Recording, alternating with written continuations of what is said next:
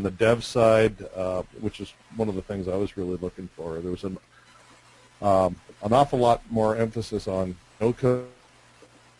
And Dervish, fantastic, by the way. I was in that one as well.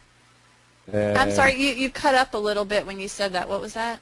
I said Dervish's session was fantastic. I managed to be in that one. That was a blast. I didn't have the pressure of having to actually do a session. I didn't have any sessions, but I got to just run around and throw out T-shirts. So for the that was great. I love the way you use Twitter. Oh yeah, so I guess we can go ahead and tell everybody what we're talking about real quick. So yeah. Dervish Shadravan, he and I are the ones who co-authored this InfoPath book that just came out. He works at Microsoft, so he was doing an InfoPath session, and at the beginning he said, because every session at SPC has its own hashtag, so like SPC 296 or whatever it was. So he said, okay, everybody tweet about this session, and then every few minutes during the session I'm going to stop and go over and read the tweets and shout out people's Twitter names. And so he did that, and me and this other guy, Matt, ran around and threw out T-shirts and other swag to all the people. Like, they would just stand up when he'd shout out their Twitter name. So we were just running around half the time throwing T-shirts, and it made it all very interactive and a lot of fun when people were saying all these funny comments on Twitter, and it was cool. So that's what he's talking about. Yeah, it was a great use of it, but and yeah, on the dev side, there was an awful lot of emphasis on, like I say, I shouldn't even say dev with no code. Asif's InfoPath session was good as well, but the Office 365 style dev, where you're using REST calls and you're not doing anything with the object model directly, you're not building any DLLs, an awful lot of that stuff, and necessarily so. So I was quite happy to see a lot of that. Do you think that the reason why there was so many new users is because of SharePoint 2010 being implemented in more organizations and then sending out these people to find out how to use it?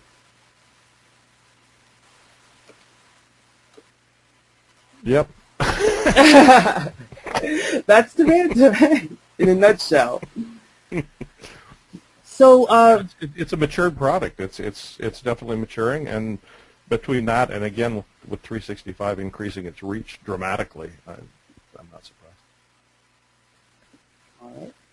And then you mentioned some things, John, about, well, first of all, you announced that business connectivity services will be available at the end of this year. Did I get that right? Yeah. That's what they said anyway. And you said that this means something to your company and business intelligence. And how do you see that connecting to the two? Well, one of the big things about 365 is one of the restrictions is that you can't call out to data from any solutions inside. So that basically means if you've got, and if you're, especially if you're only Office 365, you got really no way of working with data unless that data lives within SharePoint lists, and we know that that's not always the best place to put your data. So with BCS, you're going to be able to hook it in the short term, at the very least, to Azure data, or Azure SQL data, and web services was also mentioned. So that's going to give you another mechanism to at least view and work with data from right within Office 365. That's a big deal, and so when we're visualizing, large amounts of data, we obviously need to be able to reach out and do it any number of ways.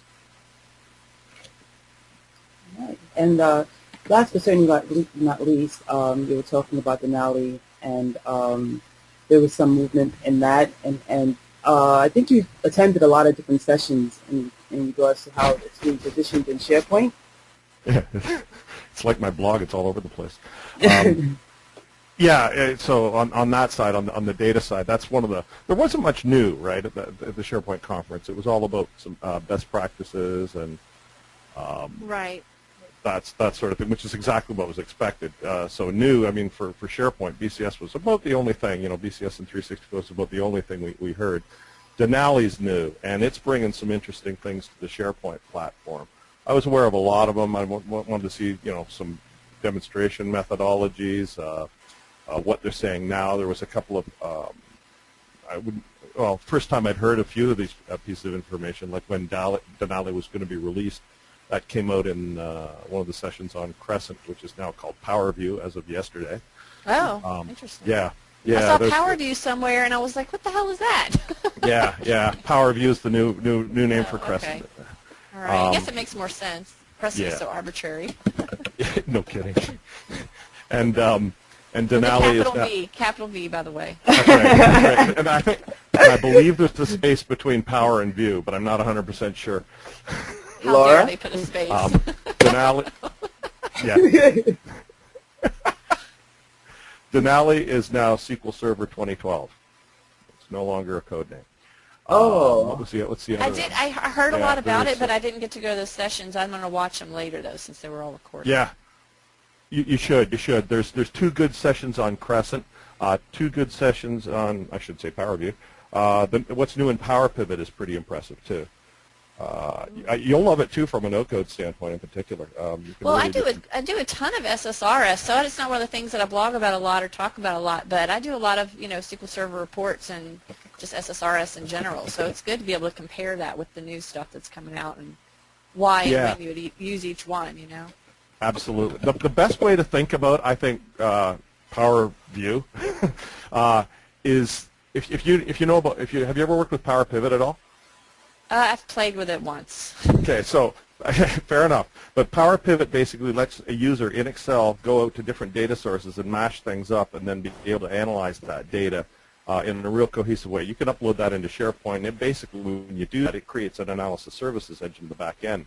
I don't know if everybody's aware of that's how it works. But it's basically, as it stands in version 1.0, it's kind of a bit of a design tool, a proof of concept tool, really.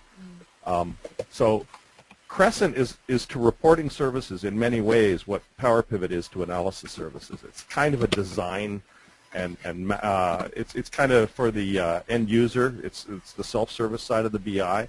If something that those people are designing with that tool becomes widely used, you would tend to graduate that up into the other BI tools on the back end. The more Crescent's BI tools they keep adding, the more confusing it gets, though, when you're trying to decide which one to use. Doesn't it, though?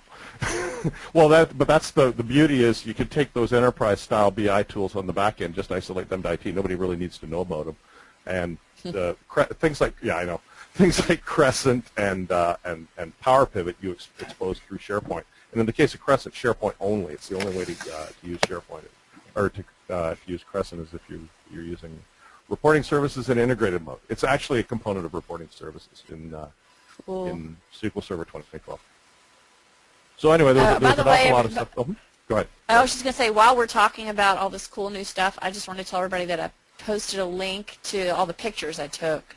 I posted a link in the chat window, so y'all can be browsing the pictures while we talk about it, but just FYI. But yeah, so the Denali and the Crescent is definitely the main sessions that I have flagged to go watch later. I did hear a couple people complaining that they didn't learn anything new at the conference. But, if you are a SharePoint administrator and you know SharePoint administration and you go to the beginning SharePoint administration sessions by Todd and Shane, it's going to be the same stuff. That's for people who need to learn it. So I don't know. I think that the people that were saying that maybe were just going to the wrong sessions. But in some cases, the session descriptions weren't accurate enough, Yeah, that's the only thing I'd say. There was a lot of good news stuff. There's a lot of stuff I learned, that's for sure. Yeah, so the people that went to Todd and Shane's class that might have already been to it should have been going to like the Denali and the new stuff and learning about that and expanding their horizons. Absolutely, absolutely.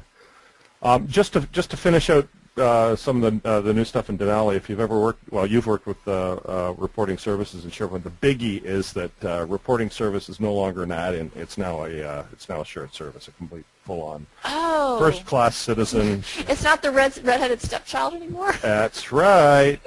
Now the BI guys don't necessarily like that, but yeah, it's full-on. It gets load balanced. It's claims and all of that wonderful stuff. So that's a big. Don't get confused because the add-ins section is still there under General and Central Admin, but just ignore that now. Oh, okay. Yeah. And so when you say it's all built in now, what do you mean by now? Like when you install? When you install, the CTP3 at Denali is tricky to install. You usually wind up installing it twice if you're putting it on the same box, but there's a couple of check boxes in the install that basically says, go ahead and install the SharePoint modules. And it actually, Yeah, but you have to have. So if you're building out like a test machine, like I am, and I'm putting everything on the same machine in a test, and I want to use Denali as my SharePoint database. I should stop calling it Denali. I'm going to call it Denali. And I'm using Denali as my SharePoint database. I have to have Denali installed, so then I have to have that there. Then I have to put SharePoint on, and then I have to go back and install Denali just for those pieces again, for the reporting services piece. And if you're doing the Power Pivot stuff, then that. Can I upgrade from my existing VM to SQL 2012 from what I just from 2008 R2 or whatever I have? I think so. I haven't tried it. I haven't tried it myself. I've been. I'm sure I probably it's a mess. should. Yeah. Well, if it's just the SQL stuff, I bet you it's not a problem. SQL upgrades usually go pretty smoothly. So, in my experience, anyway. Yeah. You just throw SharePoint into the mix, and then everybody they all get confused. SharePoint and SQL get confused. We'll see. Yeah. The other caveat you should be aware of, though, if you're going to do that, you definitely have to be at SP1 SharePoint to use Denali at all. Cool. And I just wanted to bring back the question that George Winters had, which is where are these sessions available? I know that I went on to SPC yesterday or the day before and tried to download some of the sessions, and I believe you have to use your registration or you have to be registered for the event. Is that true, or is it available for everybody? So if you go onto my blog, the most recent item I have on there is how to download all of the videos in a batch form. And now that they've moved Even if you don't have a MySPC? Yes, they're on a publicly available content delivery network. The slides aren't. You have to have a cookie, and you can get that cookie by logging into the SPC site and then batch download it. But yeah, but if anybody wants the sessions, there's about 50 gigabytes worth, and I outline how to do it on there. It's been a very popular post the last couple